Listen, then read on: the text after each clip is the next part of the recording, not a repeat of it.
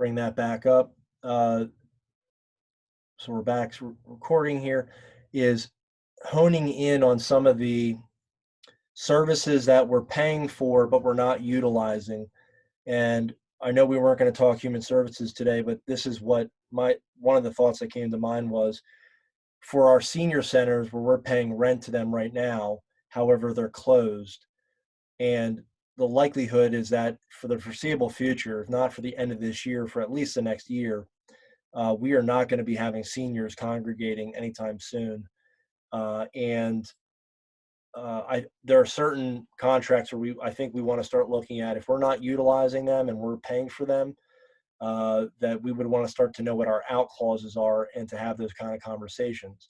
Now, layered on top of that is if the state's paying for 90% of the funding for those offices, do we continue to receive the funding? But I want to avoid 5 months down the road, somebody in Bellefonte saying, why is the county and the state still paying for an office that nobody's been in for 6 months? So whether that's department by department, where we're asking them, what are contracts and services that you're currently not using, but we're still paying for, and starting to then have us look at the out clauses. I think that's something that we want to start looking at. And again, the aging example, I think, is just one that's probably an outlier. It's a population that's vulnerable. It's a service that we're not going to be bringing back. I mean, I'm not comfortable having our seniors congregating in close quarters, for the rest of the year. So those kind of things I think we want to be looking at and identifying and seeing if we can start to get out of some of those contracts.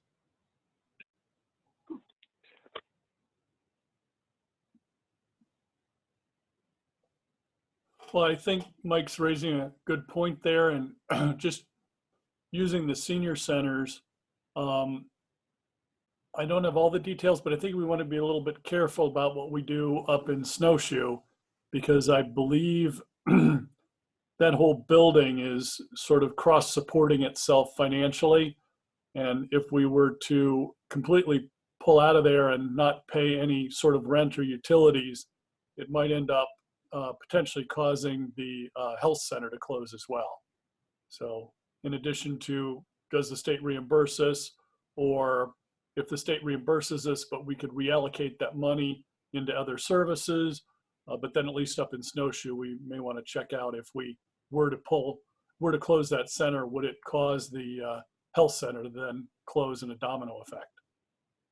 That's a good point, Mark. I will say, though, I would have to imagine somebody at the state has thought about this as well, and is considering the fact that, in their Department of Aging line item, whatever it is, I'd have to imagine that they're thinking about how they can reallocate funding for aging services, because they're not going to have the senior centers open.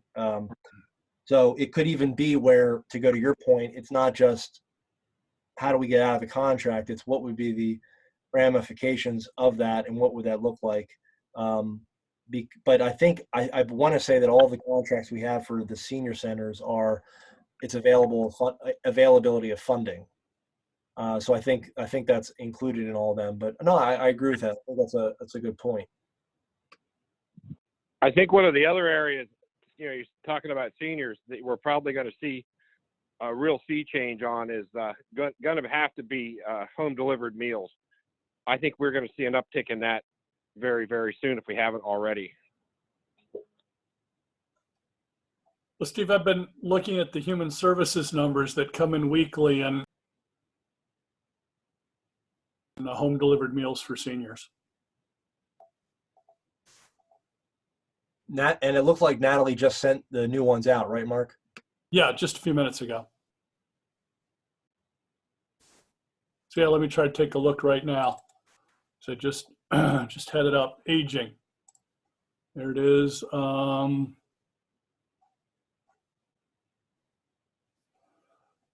Yeah, for the last couple of weeks, we've had increases of home delivered meals of 8 more per week in end of March, 11 more requests in early April, and 7 more requests last week. Not surprising, actually. So we're going to have to adjust that even higher, I think, for the rest of the season as this continues. And it looks like in the transportation tab that the week of March 8th, they were doing 1,255 home delivered meals, and last week that it increased by 200 meals. So it's I think on the aging tab it's the people, and then the transportation is tab it's actually the meals. So it's quite a bit of meals, additional meals are going out. Right. And So if you add like 30 more people and they're getting whatever it is, upwards of 20 meals a week, yeah, those numbers multiply very quickly.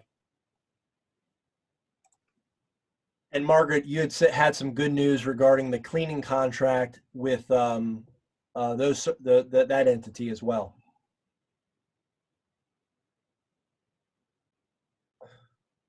Would you be willing to share that good news with us?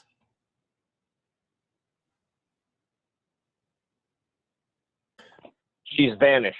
She is. No, no, No, say that to me again. I thought you were talking to Mark. Say that. no. That's okay. That's okay.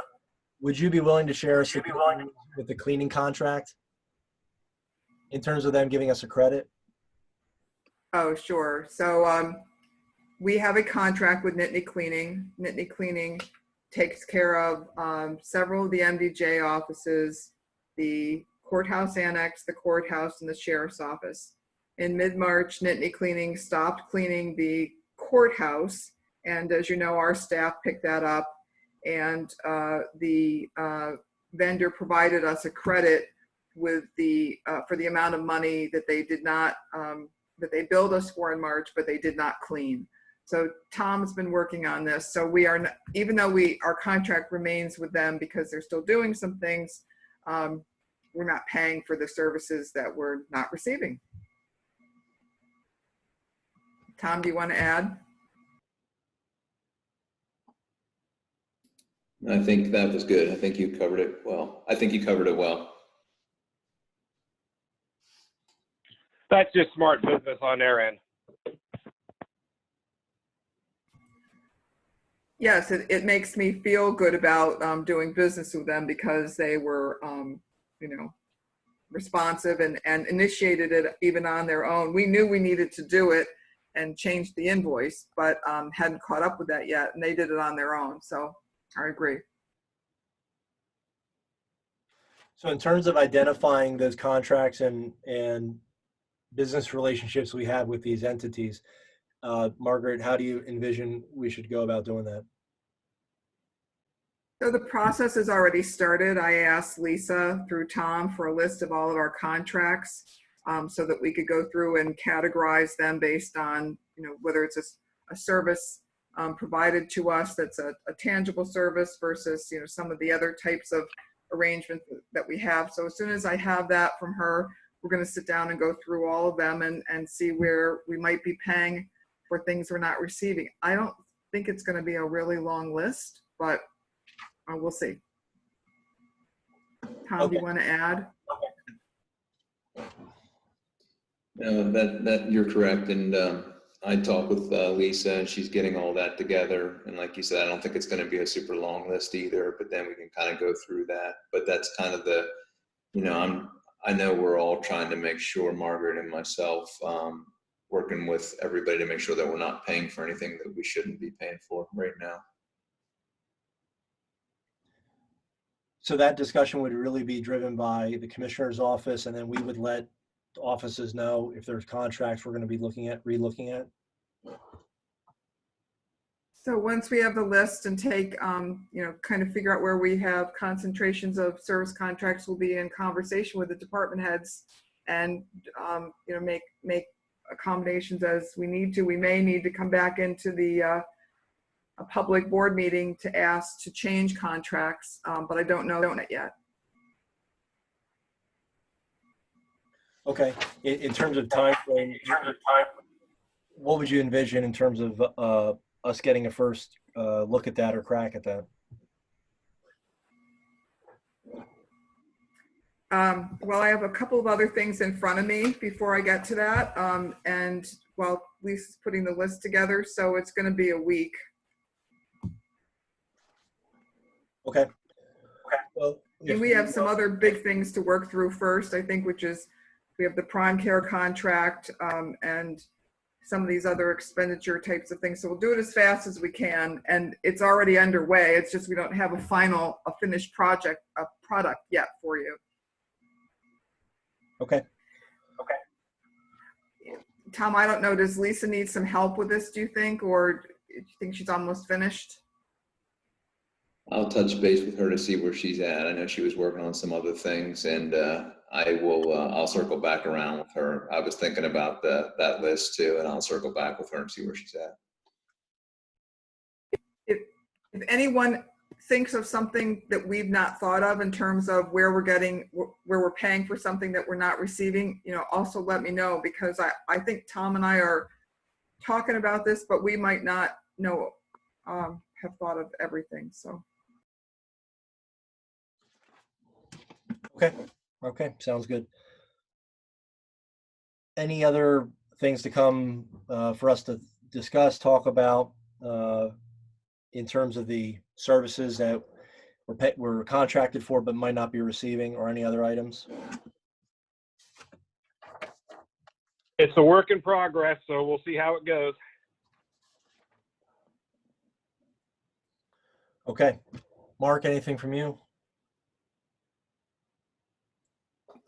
No, I think we got a lot done over the past 3+ hours.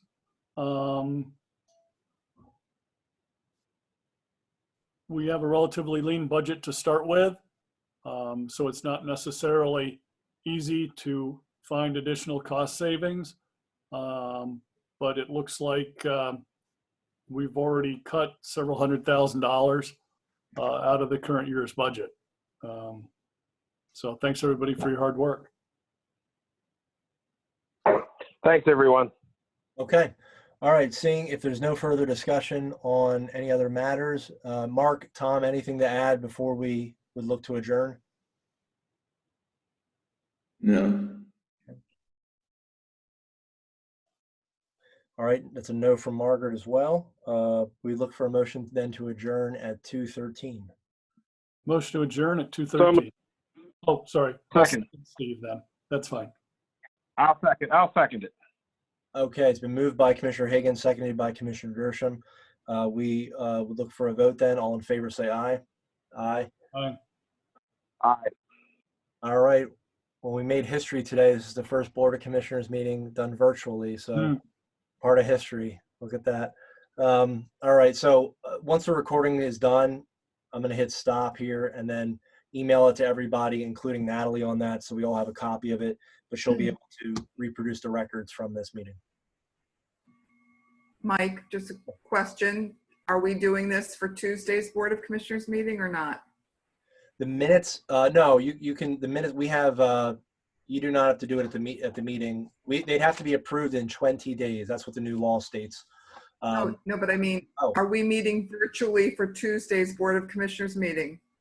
Even though we're able to, I think it'd be too soon to try to get that all together. So I think we would meet in person on Tuesday, next Tuesday. Just wanted to check. No, absolutely. Okay. Yep. Okay. All right. Okay. All right. Thank you, everybody. We need to keep those we need to keep those live. Well, yeah, we'll see, Steve. It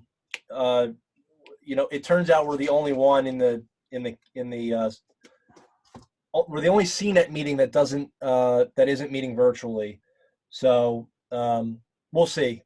Or maybe we rotate one of us there. So there's one of us there and the rest are on video or phone. So it's an option. We may go to it depending on how things get. I think it's important to meet live. Unless there's some health reason that we can't do it, I don't see any reason why we can't continue to do what we've been doing. Okay. All right. Well, we'll consider it as we go forward and talk about it. No, I would not make any decision about that without getting both of your thoughts on it. So again, for next week, we're not doing it, but we'll go from there. Okay, everybody. Thanks, everybody. Have a great day. Have a good one. All right.